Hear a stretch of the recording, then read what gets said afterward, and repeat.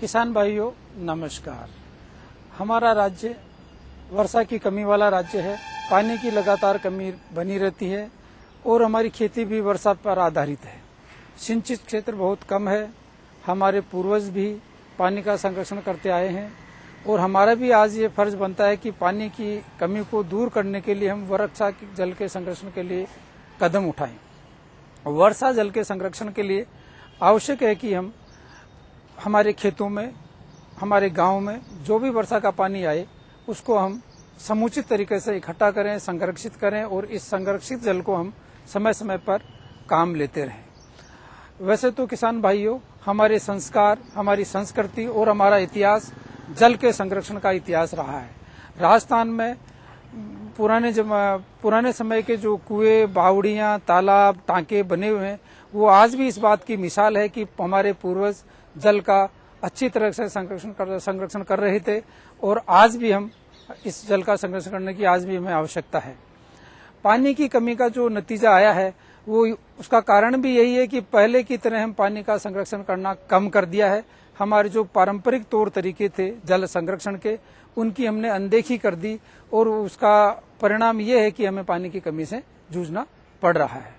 किसान भाइयों, वर्षा जब भी होती है, कभी कम होती है, कभी ज्यादा होती है, कभी कम इंटेंसिटी की होती है, कभी ज्यादा इंटेंसिटी की होती है, तो हमारा मुख्य ध्येय ये होना चाहिए कि हम हमारे खेत के पानी को खेत में ही संरक्षित कर लें और गांव के पानी को गांव में ही संरक्षित कर लें, तो पानी की कमी से हम बहुत हद तक निजात पा सकेंगे।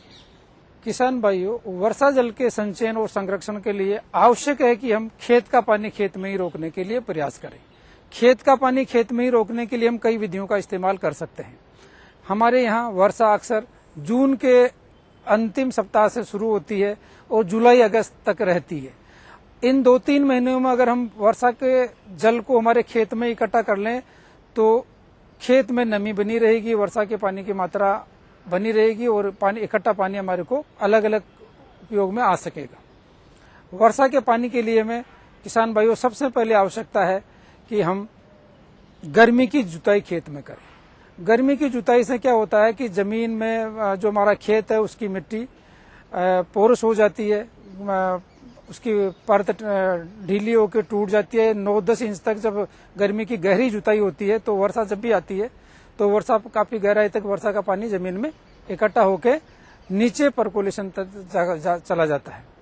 इसके अलावा गर्मी जुताई के अलावा जब पानी खेत में संरक्षित होता है तो घास फूस का भी बढ़वार कम होती है और जमीन में संरक्षित पानी हम खेती के काम में ले सकते हैं। गर्मी की जुताई के अलावा हम अगर खेत में स्लोप के विपरीत खेती करें, स्लोप के विपरीत खेती करने से क्या होगा कि फसल वर्षा का पानी जैसे ही फसल से गिरेगा, पट्टीदार खेती से पानी रुक रुक कर नीचे उतरेगा। समतल जमीन पर से वर्षा का पानी गिर के नीचे तक जाएगा तो खेत में ही पानी समाहित होगा। इसके अलावा अगर हम खेत की मेड़बंदी कर दें, खेत की मेड़बंदी से क्या होगा कि खेत में जितना भी पानी गिरेगा वो खेत में ही इकट्ठा होके नीचे गहराई तक चला जाएगा। तो इस मेड़बंदी से न केवल पानी खेत में ही जाएगा बल्कि नीचे जो पानी जमीन को भी नीचे गहराई तक भूजल स्तर को चार्ज करेगा।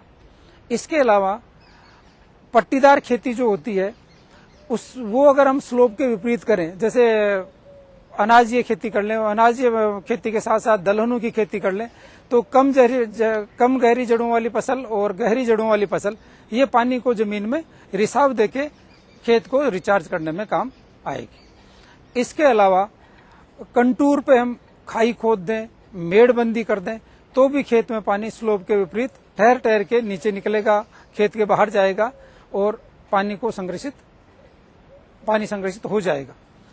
किसान भाइयों, इसके अलावा वर्षा के पानी को संग्रहित करने के लिए हम बावड़ियां बना सकते हैं, तालाब बना सकते हैं, छोटे तालाब बना सकते हैं, एनीकिट बना सकते हैं और किसान भाइयों आपके लिए सबसे बढ़िया चीज है फार्म पॉन्ड, खेत तलाई।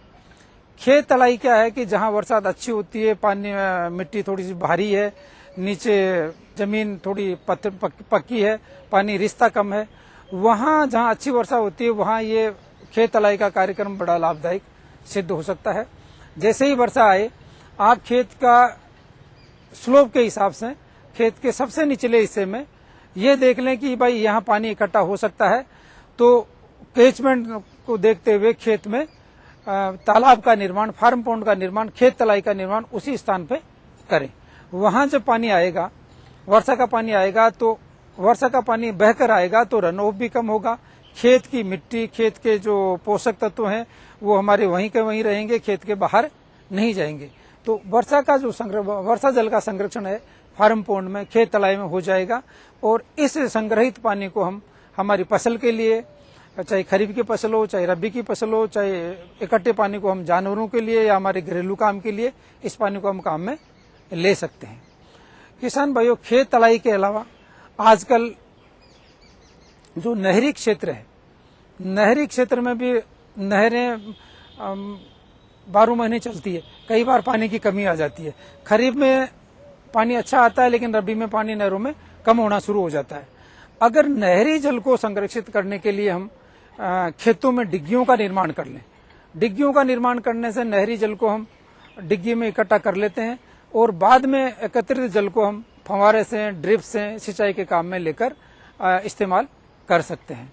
किसान भाइयों, इस तरह का जो संरक्षित जल है वो खेती की एफिशिएंसी, सिंचाई की दक्षता और खेती का उत्पादन बढ़ाने में सहायता करता है।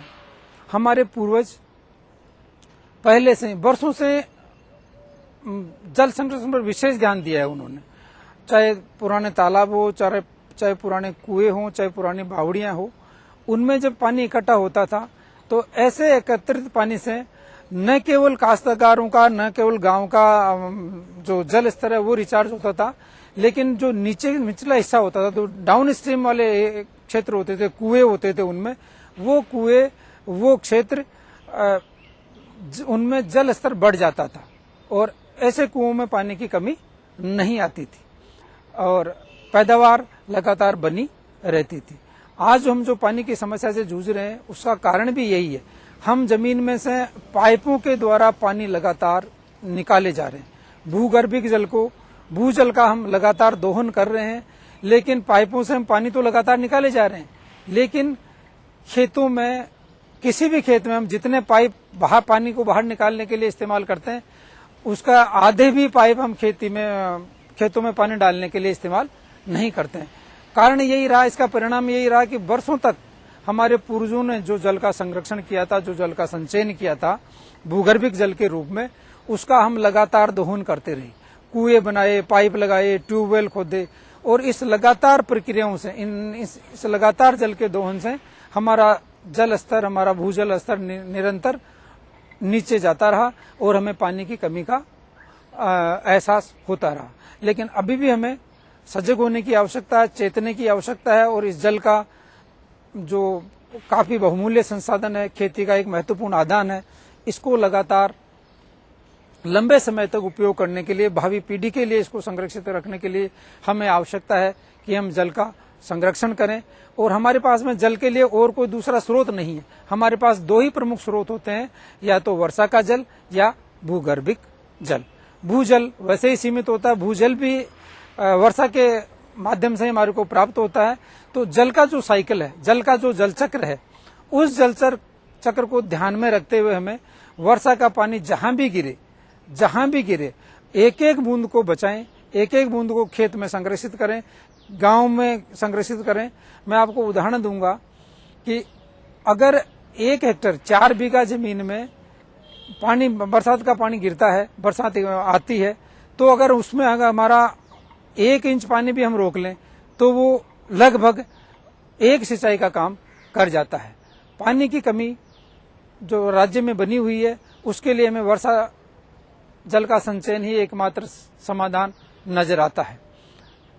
वर्षा जल के बिना हमें पानी की कमी से लगातार जूझना होगा और आने वाले समय में खेती हम कर रहे हैं, सिंचित क्षेत्र में कमी भी आ सकती है और लगातार पानी का दोहन भी भूजल स्तर को नीचे गिराते जा रहा है।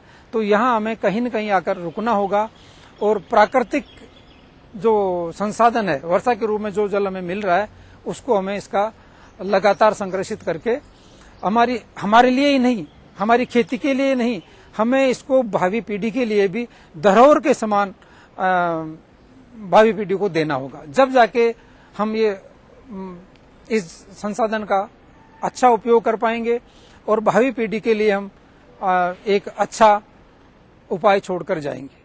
क्योंकि हम देख रहे हैं राज्य में कई बार सूखा पड़ जाता है। सूखा में खेती ही नहीं, जानवरों की, हमारी सभी की परेशानियां उठानी पड़ती है।